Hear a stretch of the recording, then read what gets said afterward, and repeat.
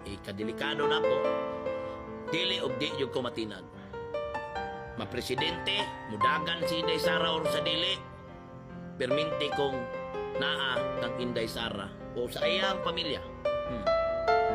Ano man, na mas nabati na ko sa ilaha, isip lumulupyo, mas nabati na ko sa ilaha ang ilang pagpangga sa tong nason o pagpangga sa mga sumusunod na henerasyon. Even the rest sa tong syudad sa Digos.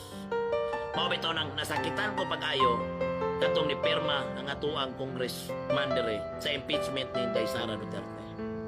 Kaysa diyang na presidente si Tatay Digong, ang amahan ni Ma'am Inday, ipangga tani ang taga Davao del Sur. Kitang taga Digos City, gibinlan pata ni Tatay Digong og City Hall. Kana mga island-island panahon na, pila ka buk road concreting, even sikunsang munisipyo dire. Panahon na ni Tatay Digong, build program. Muna itimanin ninyo mga kaigsuunan. Munang rason nga nasuko ko atong pagpirma sa tuwang congressman. Munang dire sa 3 de Mayo, kadako sa kong barangay. Bisan si John Blanco, doon ang isyu sa kapa. Wala sa nangampanya dire. Wala sa nangampanya dire na nag-handshaking, na tarpaulin. Wala. Pero gipakita na ko sa ilaha nga sa kadako aning 3 de Mayo, gipil din ako dire sa kong barangay. Si Congressman Jan Trasi Cagas, nidaog si John Blanco sa kong barangay. Pamaagi sa kong hangyo. Kaya nasakitan ko. Tinood, ako'y usa sa nibarog sa kampanya sa Tibuok Davao del Sur. Usa sa nangusog yun sa 12-0 sa Duterte.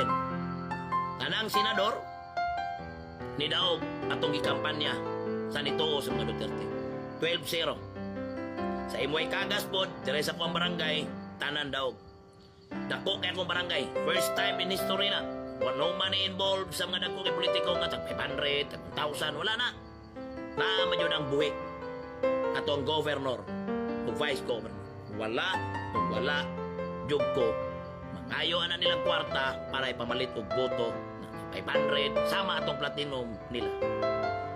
Muna akong ingon, tanla lang. Kaya nga naman, nakita sa katauhan sa 3 de Mayo, unsa akong sakripisyo pagbarog para nila.